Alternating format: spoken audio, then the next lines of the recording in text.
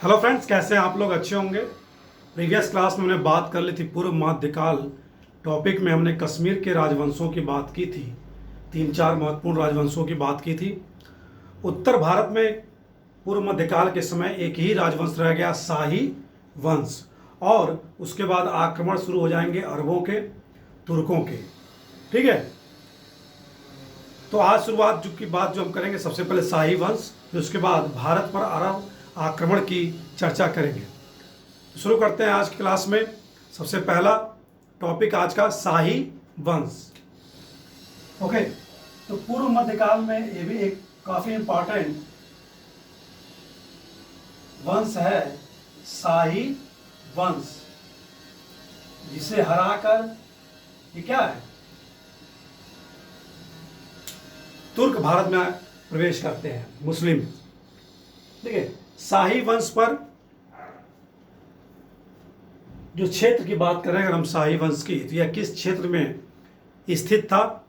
यह शाही वंश था आपका काबुल घाटी एवं गंधार का जो क्षेत्र है वहां पर। इस वंश में जो शासक थे वो तुर्की शाही वंश के का शासन था उस समय, और शासक था लगरतुमान। ठीक है, और इसका एक ब्राह्मण मंत्री था, मंत्री कल्लर। ओके, और इसी ब्राह्मण मंत्री कल्लर द्वारा क्या है, तुर्की शाही वंश का विनाश करके हिंदू शाही वंश की स्थापना की जाती है काबुल घाटी एवं गंधार के क्षेत्र में कल्लर द्वारा, और अपनी राजधानी बनाई जाती है उद्भांडपुर 9वीं शताब्दी के उत्तरार्ध में। तो बात करते हैं सबसे पहले इसका क्षेत्र कहाँ है। क्षेत्र है कंधार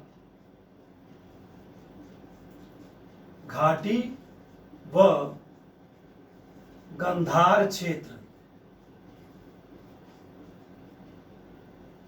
में स्थित था। और यहां पर जो वंश था तुर्की शाही वंश, तुर्की शाही वंश। ठीक है, और इस वंश का जो शासक है वह शासक कौन है?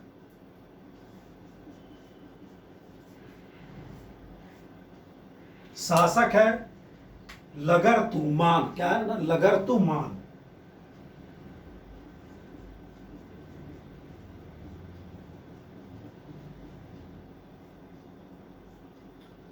इसी शासक लगरतुमान का एक ब्राह्मण मंत्री है कल्लर।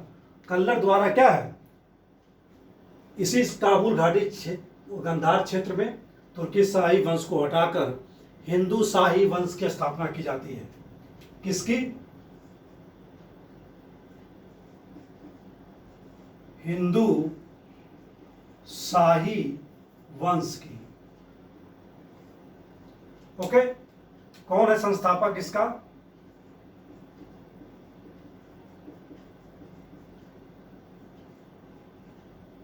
संस्थापक है लगरतुमान का ब्राह्मण मंत्री, उसका कल्लर। नाम याद रखेंगे, कल्लर। ओके, और राजधानी कहां पर है?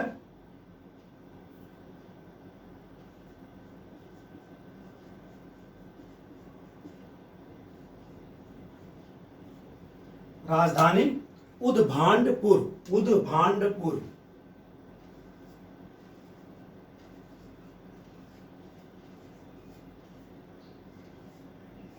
ठीक है, तो हिंदू शाही वंश के स्थापना काबुल घाटी और गंधार क्षेत्र में ब्राह्मण मंत्री कल्लर द्वारा की जाती है 9th शताब्दी के उत्तरार्ध में। याद रखेंगे, 9th शताब्दी के उत्तरार्ध में। ओके, कल्लर की और भी एक उपाधि है ललीय, या ठीक है, ललीय। इसीलिए इस वंश को क्या है, ललीय वंश भी कहते हैं। याद रखेंगे।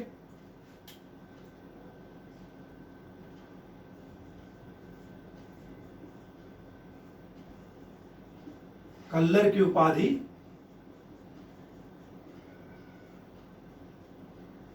क्या है,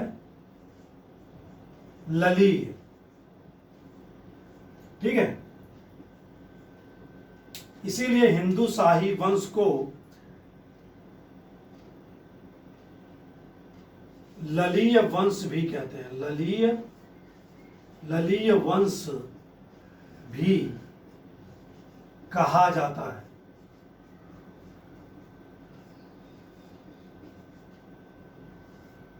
ललीय वंश भी कहा जाता है। ठीक है, कल्लर के उपाधि लली है, इसलिए इस वंश को ललीय वंश भी कहा जाता है। शाही वंश का जो सबसे फेमस शासक है, जिसको हराकर और उसके पुत्र को हराकर महमूद गजनवी द्वारा क्या है, शाही वंश को क्या है, समाप्त कर दिया जाता है। ओके, कौन है? हमने बात की थी प्रीवियस क्लास में भी, जयपाल। कौन है? जयपाल। इस वंश का शासक है जयपाल। ठीक है, इतिहास में जयपाल पहला शासक मिलता है जिसने क्या, गजनी पर आक्रमण किया। कब? 986-87 ईस्वी में।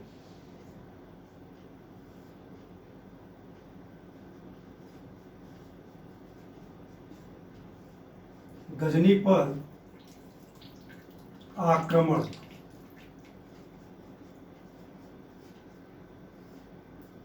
ठीक है, हालांकि गजनी पर आक्रमण करता है लेकिन यह पराजित होता है और इसे एक अपमानजनक संधि करनी पड़ती है वहां के शासक द्वारा। ओके, तो 986-87 ईस्वी में गजनी पर आक्रमण किसने किया था? जयपाल ने। अगले क्रम में 989 ईस्वी में, यानी कि 989 ईस्वी में, कब? 989 ईस्वी में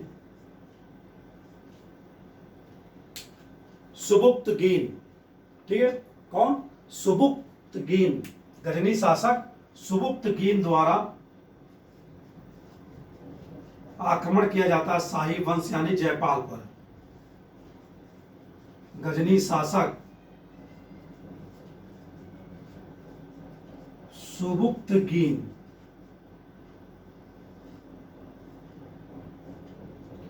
गजनी शासक सुबुक्तगीन क्या करता है? आक्रमण।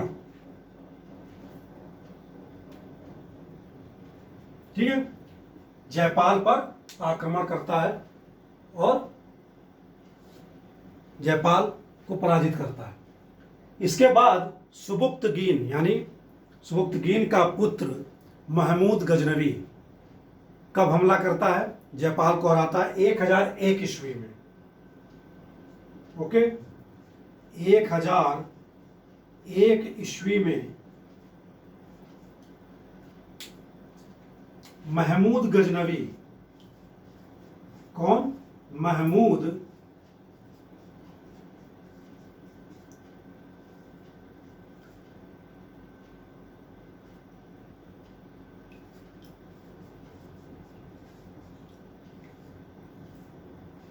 जयपाल को क्या करता है? हराता है। ठीक है, फिर इसके बाद जयपाल का पुत्र महमूद गजनवी से पराजित होने के बाद, ओके, और बार बार पराजित होने के बाद और लास्ट में महमूद गजनवी से पराजित होने के बाद आत्मग्लानि में क्या है, जयपाल द्वारा अग्नि में कूदकर, मतलब अग्नि में कूदकर आत्महत्या कर ली जाती है या आत्मदाह कर लिया जाता है। फिर उसका पुत्र जयपाल का आनंदपाल शासक बनता है, शाही हिंदू वंश का। ओके, तो आनंदपाल को भी क्या है, गजनवी 2 बार पराजित करता है, करीब 2 बार। और मुस्लिम आक्रमण का जो पहला शिकार राज्य है वह कौन सा है? हिंदू शाही वंश। ठीक है,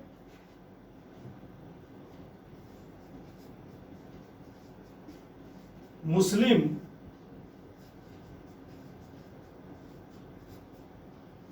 आक्रमण का यह पहला शिकार राज्य है।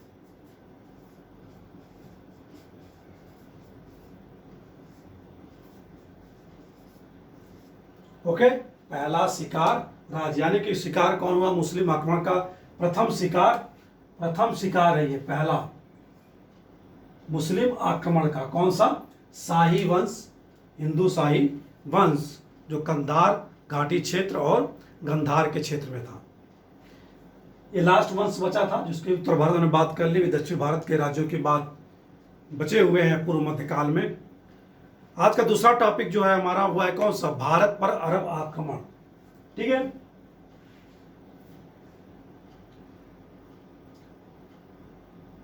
तो दूसरा जो टॉपिक है वह है भारत पर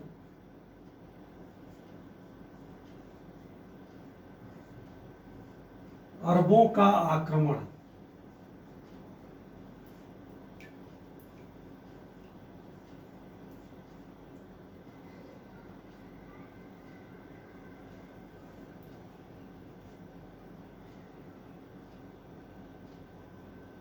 ठीक है,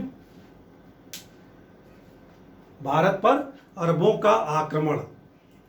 भारत के साथ अरब का यानी अरब देश का संबंध प्राचीन काल से ही रहा है।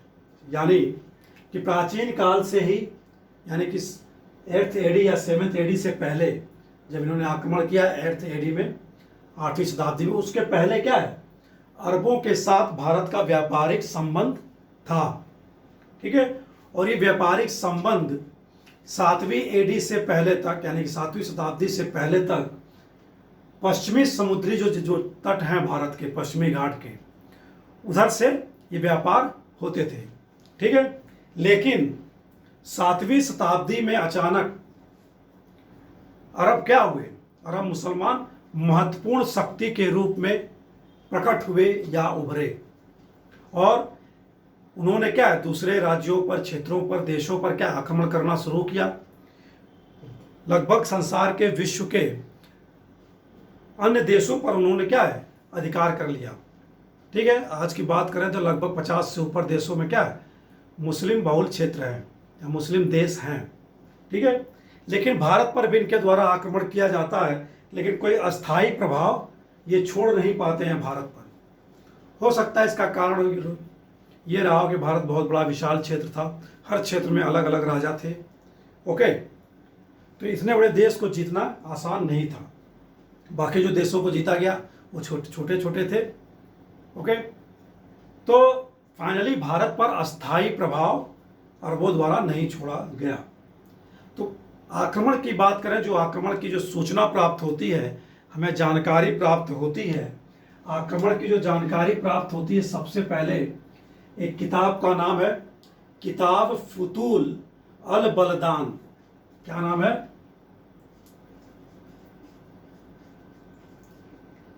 किताब फुतूल अल बलदान। नाम से ही जाहिर है किसी मुस्लिम विद्वान द्वारा लिखी गई होगी।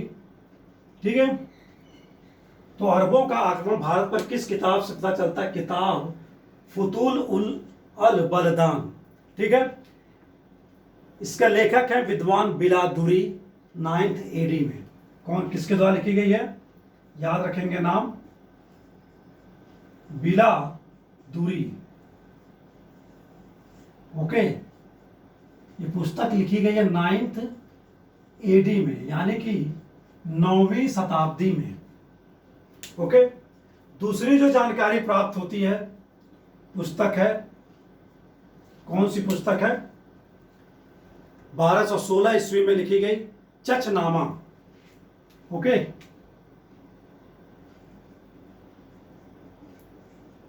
लेखक का नाम अज्ञात है, चचनामा।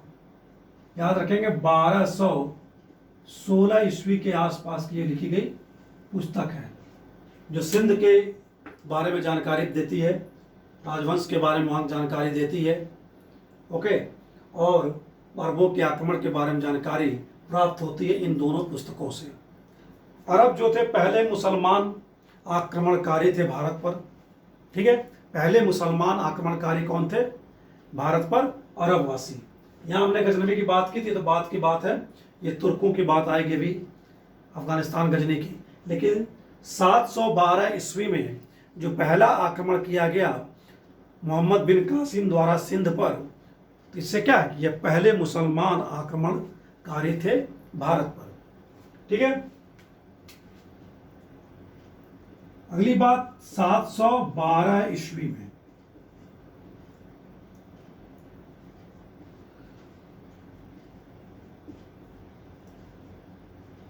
सिंध पर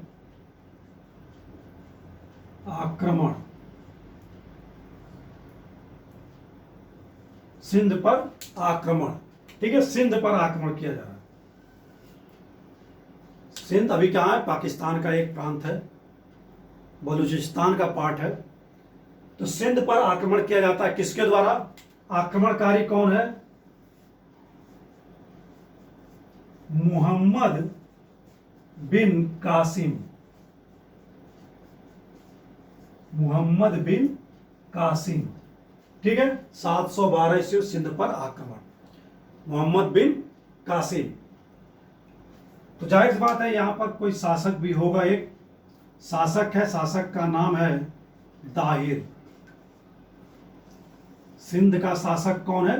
दाहिर, दाहिर। ठीक है, आक्रमण किया था मोहम्मद बिन कासिम द्वारा और अपने कब्जे में लिया जाता है। एक युद्ध होता है इनके बीच, उस युद्ध का नाम है जगह के अनुसार रावर का युद्ध, रावर का युद्ध। याद रखेंगे रावर का युद्ध किसके किसके बीच है? दाहिर और मोहम्मद कासिम के बीच 712 ईस्वी में। सिंध पर आक्रमण करने के बाद मोहम्मद बिन कासिम द्वारा क्या है, सिंध वासियों पर एक कर लगाया जाता है। कर का नाम है क्या? जजिया कर।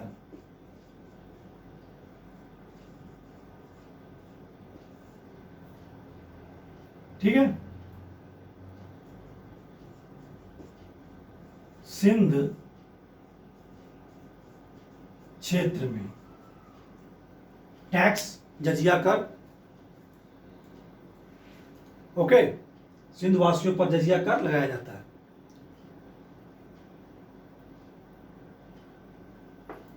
अब सिंध पर क्या है, मुसलमान का कब्जा है, मुसलमानों का कब्जा है, मोहम्मद बिन कासिम का कब्जा है।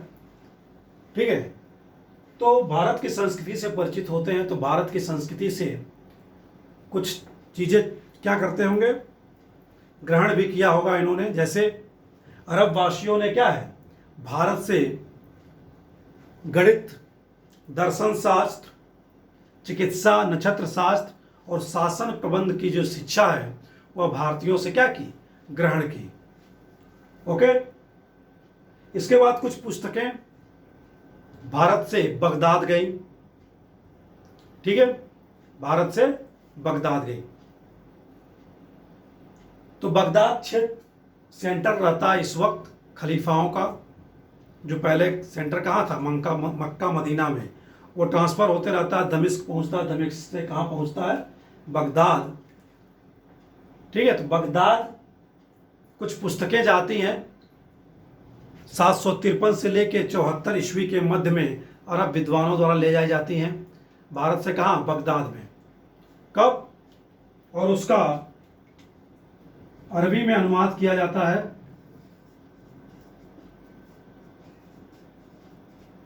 अरब विद्वानों द्वारा। कब?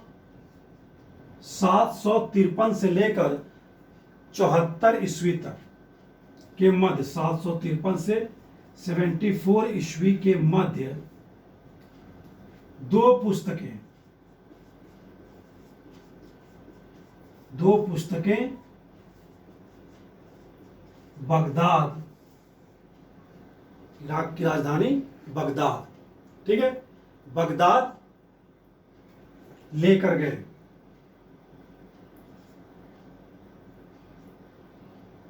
अरब विद्वानों द्वारा 753 74 ईस्वी दो पुस्तकें बगदाद ले जाई गई। और ये दोनों पुस्तकों के लेखक कौन है? ब्रह्मगुप्त। ब्रह्मगुप्त की दो पुस्तकें हैं, ब्रह्मगुप्त की, याद रखेंगे नाम, ब्रह्मगुप्त की दो पुस्तकें, ब्रह्म सिद्धांत क्या नाम है? ब्रह्म सिद्धांत और खंड खाद्य। ब्रह्म सिद्धांत और खंड खाद्य। ठीक है। तो बगदाद पहुंचने वाली भारतीय दो पुस्तकें जो पहली हैं वह ब्रह्मगुप्त की ब्रह्म सिद्धांत और खंड खाद्य है। इनका अरबी में अनुवाद किया जाता है किसके द्वारा? इन दोनों पुस्तकों का भारतीय विद्वानों की सहायता से अरबी भाषा में क्या कहता है? अनुवाद किया जाता है। किसके द्वारा? अनुवाद अल जफारी, अल फजारी द्वारा। किसके द्वारा? अल फजारी।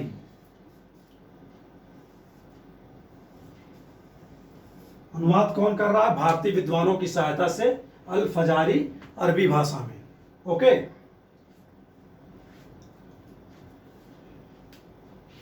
अल फजारी किसमें? अरबी भाषा में।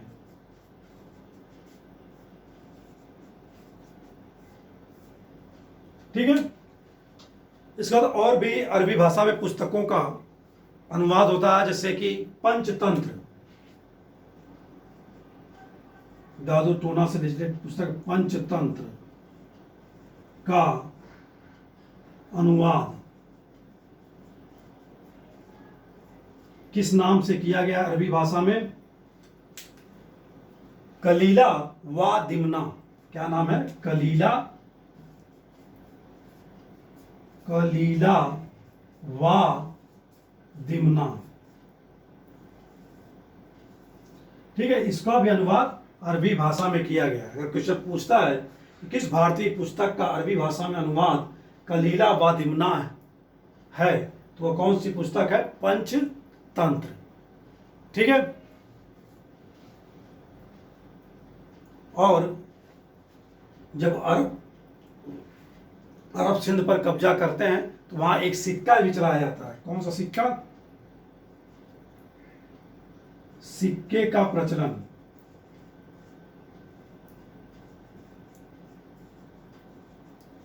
सिंध क्षेत्र में एक सिक्के का प्रचलन करते हैं। उस सिक्के का क्या नाम है? सिक्के का नाम है दिरहम। ठीक है। दिरहम।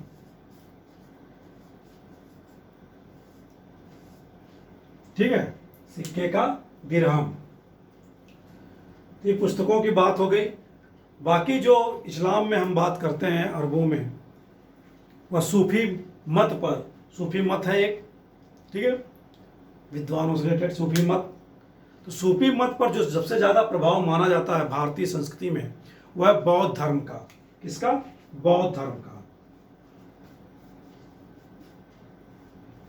सूफी मत पर जो प्रभाव है वह किसका है?